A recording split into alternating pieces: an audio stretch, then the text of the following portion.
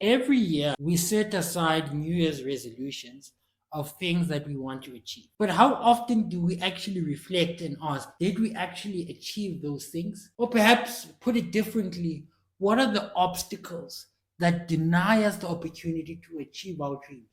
Whether it could be getting good grades at school, advancing in your career in terms of your profession, starting that business, engaging in that hobby of reading, or actually losing a couple of kilos in terms of your exercise, whatever it is, it all starts in the mind. But how can I use my mind in order to be able to be effective? Is there a way? Hi, my name is Uthandim Shumane, chartered accountant and learning strategist. In today's video, we'll be talking about 5 elements that I believe you should look at if you want to become more effective and trick your brain in terms of being more productive. If you employ these strategies, you'll be able to diffuse these natural tendencies to want to procrastinate and not ultimately achieve your goals. Please make sure that you watch till the end of the video, and you'll be amazed at some of these simple tactics that can help you achieve your goals. Now, the first thing that you have to look at is productivity does not have to be painful. Often our minds give us this perception that I don't want to do the activity because I fear how painful it will become. No one enjoys the fact that they have to sit in a library and spend hours on end studying or grafting at the instruction of your boss to read contracts and being able to review these activities, or the natural pain of starting a business and having to learn all these different skills from sales to marketing. It can be too much. And the whole thinking about the work and energy you have to expend can be exhausting. But ultimately, what I found was a natural remedy to this is having purpose. You see, when you have purpose, for some reason, your brain starts becoming activated and you start having energy to do tasks.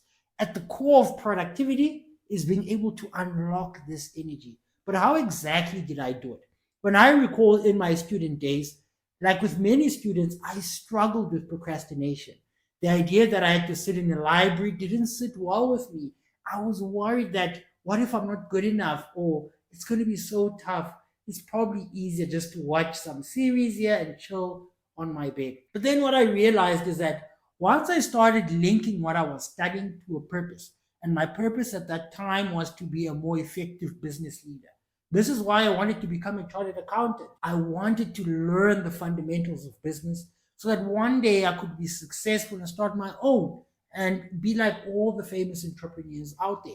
So when I started realizing that actually the course is enabling me to achieve this purpose, it all changed for me. My attitude changed. When I entered a tax lecture room, I now knew that I was learning how to manage taxes that I would then use in my future business. When I entered into a management accounting classroom, they immediately started talking about pricing. I knew that I could use these strategies in order to be able to outcompete my competitors and be effective. All of these were natural stimulants that I was able to tap into to unlock that energy so that no one had to tell me anymore that can't go and study. I naturally wanted to study because I knew I was going to learn, get skills, and ultimately achieve this overall purpose of being a business person. So, my advice to you is that when in doubt, try to look back and see what is my purpose. And at the core of purpose is usefulness. Where do I think I can be useful the most in society? And effectively try to unlock whatever you learn and try to see how that can help you become more useful. Now, I know what you're thinking, but Tanti, you probably are lucky. You studied accounting and it matched up to what you wanted to do. But actually, I want to challenge you to say, not necessarily. You see, I studied bio in matric. Now, of course, without saying too much, I'm not a doctor today.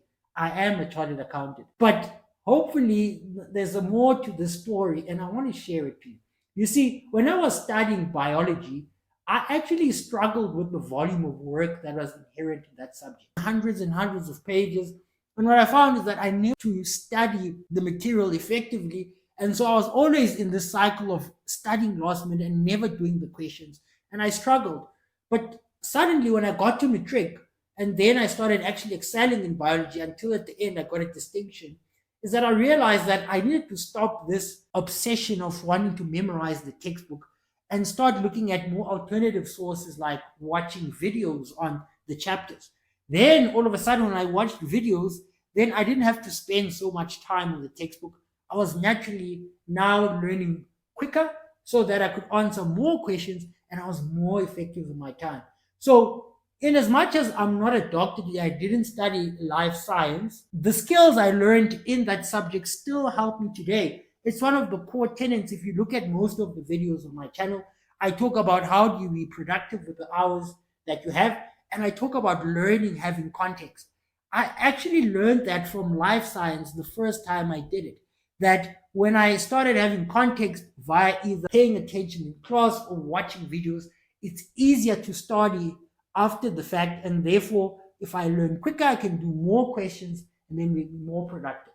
That's a clear example of how I used an activity that didn't necessarily lead to me pursuing that career at the time, but now I still use the skills.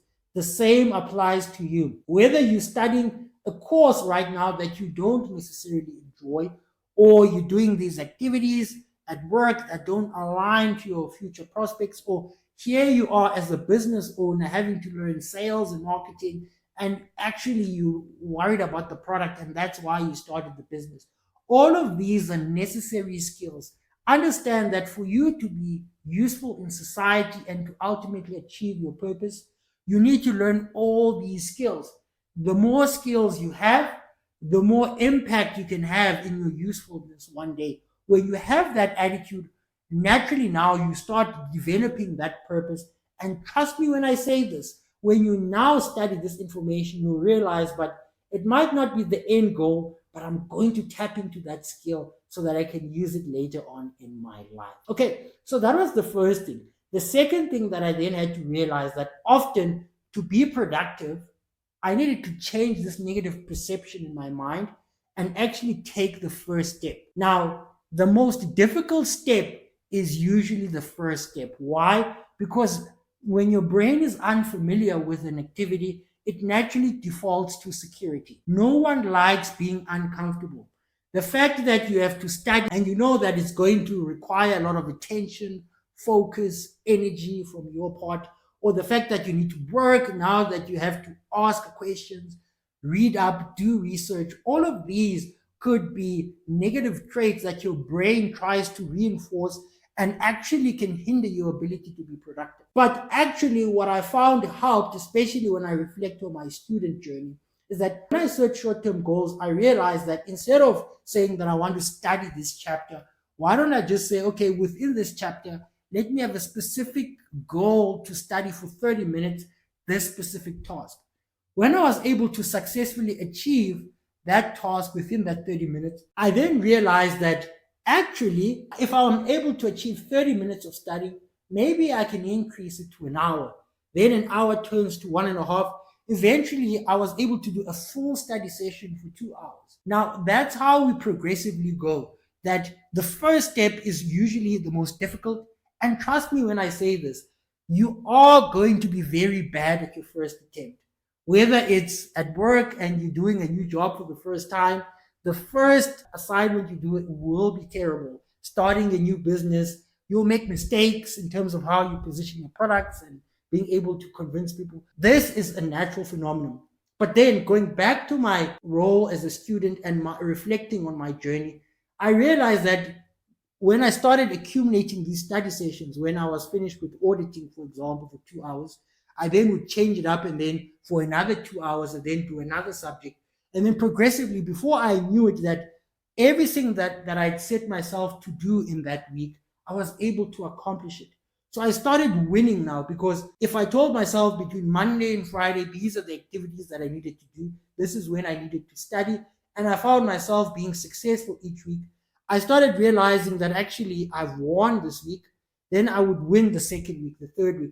This constant reinforcement of me actually cultivating this culture of winning naturally became a catalyst for me to be more productive. Because let's face it, our minds, and in fact, human nature is such that we enjoy being good at what we do.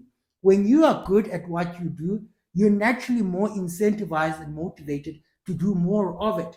So, the best thing to realize if you want to be productive, take the first step, then continually improve over and over and over again by being repetitive and being habitual in understanding what are the different activities that I need to do. Like one of my favorite people I like to quote, Alex Hormozy, one of my the favorite YouTubers I listen to, often makes the statement that usually your goal towards success can be defined by how many activities you need to do or how many actionable steps. When you realize that for me to be successful as a student is that I need to make sure every week that I'm up to date with my work, that I've pre-read, I've gone to class, I've post-read with a purpose, I've then done all the prescribed questions, and then I'm able to consult and then ultimately make sure that I'm ready to write a test every Monday. By simply going through that learning cycle, I was positioning myself to be successful. And because I knew that I'm becoming more successful, it became a constant reinforcement. So the same applies in your goals that you want to achieve. Clearly plot out to say what are the actionable steps that are required for you to be successful. If it's at your job, realize that what are the activities that require me to get this promotion, and literally do each and every activity repetitive. Don't focus on the outcome. Don't focus on what people say or what the outcome will be, but rather focus on these actionable steps. You'll be amazed that the more you do the actionable steps, it's like doing reps and exercise. You become stronger and stronger, and you continually reinforce this winning cycle until ultimately you become more productive and you are able to achieve your goals. Now, the third thing that I had to realize is that if it's not on my calendar, i.e., or my timetable, I won't get it done, right? At the center of productivity is not necessarily having all these spreadsheets or having nothing at all. It's actually being as intentional as possible with your time. Now, often what I found is that when I was at the beginning of my journey to transition between a poor student and now a good student, ultimately how I became a chartered accountant, is that I started planning out my life accordingly. So I had a timetable from Monday to Sunday, and I plotted every single thing that I wanted to do from each class I had to attend. Then effectively, I was intentional with my time, applying the rule called the 24-hour rule. Now, if you want more insights about this rule and the strategies that I employed, check out our video there where you will see that some of these strategies that we used to employ. But anyway, then once I realized and understood the knowledge that was required in order to become more effective as a student, then I created a plan. And in my plan, it had actionable steps to say from this time to this time, I was actually going to dedicate time to study. Then I knew that by the end of each day, I had to study as much as I could. Then I'd plot in time to consult, include time to do questions. And ultimately, I was also intentional about resting. And that's what many people forget to realize, that being productive doesn't mean that you become a machine or a robot that actually only works and never rests. It only means that you're intentional with your time. Because I was intentional, I knew that from Monday to Friday, I had to study. So anything that was interfering with that, I would immediately block it out. But I knew that on Friday, if I worked hard, then I had an opportunity to rest and go and see friends and relax and watch movies and do the things that I enjoyed. So there was a given understanding when I had to rest. The same applies if you want to achieve your goals. Be intentional, put up time. This specific book that's going to be helping me become more effective at my work, or I'm going to now be more intentional with my time so that I can be a better student. All of these things ultimately help you in the long run so that you can be able to be more effective with your time. And remembering that the fact that if I'm intentional with my time to say, now it's time to study, now it's time to rest, I can be more well balanced to ultimately achieve what is called your ikigai, which is your purpose in life, right? The fourth thing that I then needed to realize is that sometimes it's okay to be with other people. Discipline is good, but ultimately isolation is very difficult to maintain productivity. Now, often there's this misconception, especially among intelligent people, and many of you watching this video today are naturally intelligent.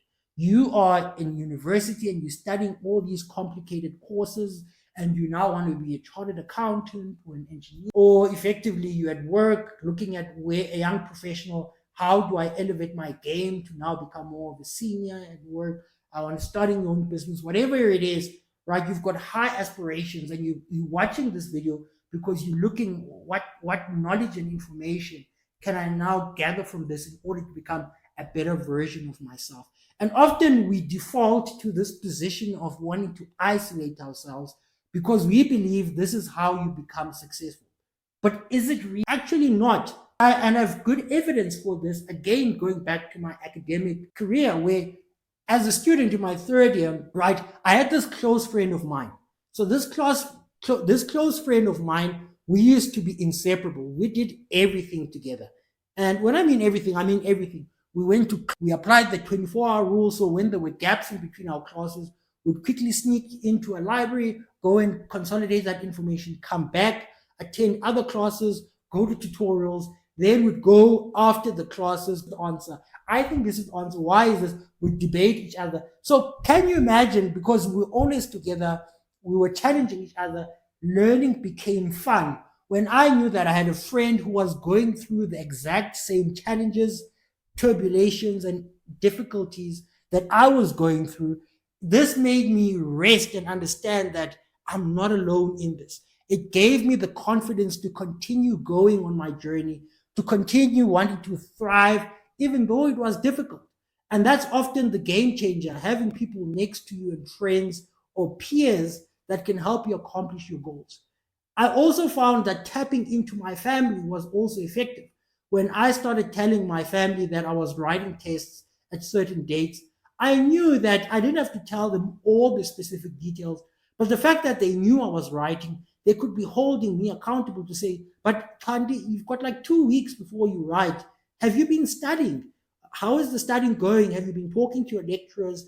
All of that was naturally a reminder to myself and really helped me stay motivated, because if I knew that my family was there to support me, again, I was naturally more productive because I didn't want to let them down. I also wanted to be proud of myself as well. So therefore, this was a natural give and take, and led to me being more productive, wanting to do the things I set myself to do. Now, you can use the same concept in a workspace and in your businesses or anything that you actually do. If you involve your peers or family members, tell them about, actually, this year I want to start reading more of these books, or I want to now start talking more in my workspace, or learn how to speak so that I can progress in my career. Instead of just leaving yourself being the only person who holds you accountable, share this with your family. Then they can hold you accountable as well. And that can be a natural way to feed off their energy so that you can become more productive in the things that you do. The last thing that helped me in terms of shaping my mind so that I could ultimately achieve my goals and aspirations, and something that I continually do today, even as I pursue my other goals and aspirations, is reflection. Now, most of the time, you find that we don't achieve our goals because the frequency in which we do our reflections is too little, right? It's not enough that we only reflect once a year when we do our New Year's resolution. Instead, what we should be doing is trying to at least reflect on a weekly basis. For me, this became a game changer because every week when I was a student now, that I knew that I had my plan, I had my timetable. It outlined exactly what I had to do from Monday to Friday, when I had to study, when I had to consult, and all of these things. Now, the next layer of this is that I actually had to reflect, and I would usually do this every Friday when classes were over and it's time for me to rest. I'll then say, okay, what are the good things that I did this week? Did I consult? Did I do all the materials as required? Am I ready to now do the tutorials during the week? All of these were things that I'm reflecting on. And also the not so good things. For example, did I actually waste time, or maybe there's a certain way that I could have done or handled this situation better than I did? This all was good because ultimately, when you reflect, first of all, reflections have both positive and negative aspects. So the positive aspects of my reflection were reinforcing that I was on the right track. Again, this is a natural catalyst or natural incentive for your brain to become more productive. So this positive energy became a reinforcement for me, so that every time when I knew that I was winning because I was reflecting and understanding what was working well, I was naturally incentivized to continue doing that on a weekly basis. The more I started winning every week, being up to date with my work, being ready to write exams, the more purposeful I became and the more productive I was. Equally, when there were negative aspects and I knew that I wasn't doing well, I reflected on that and said, why didn't I do well? Was it a knowledge issue? Was it an execution issue? Why didn't I accomplish this goal? And then the natural ability to be able to inquire meant that I was holding myself accountable. I didn't need an external event such as a test or an exam to tell me that I was not going on the right track. I was naturally self disciplining myself because I'd put in standards, I'd put in processes that I had to adhere to. And it's when you put in those standards that you know that you have to achieve in order to reach the level that you want to get at, that you then become naturally motivated to start achieving. And this can only happen when you reflect regularly and at least on a weekly basis, so that you can continually challenge yourself to become a better version of yourself. Now, I want to end it here and say, I hope you are now galvanized to achieve your goals. Let's chat in the comment section. And really, at the core of this is a quote by Michael Jackson. And in that famous song that says, I'm looking at the man in the mirror, I'm asking him to change his ways. Today, to say, what are you going to do about those new year resolutions? You said you wanted to become more of an exercise person. You said you wanted a promotion at your work. You said you wanted to become more productive as a student. Are you actioning the steps that you had put in place to do it? Are you reflecting on those steps? Are you importantly taking that first step? All of these are tools that you should be using to finally achieve your goals and live the life that you. I'm interested to find out is, what other strategies do you use? Perhaps there are things that I didn't mention. It would be interesting to see what keeps you motivated. How do you hold yourself accountable to achieve your goals?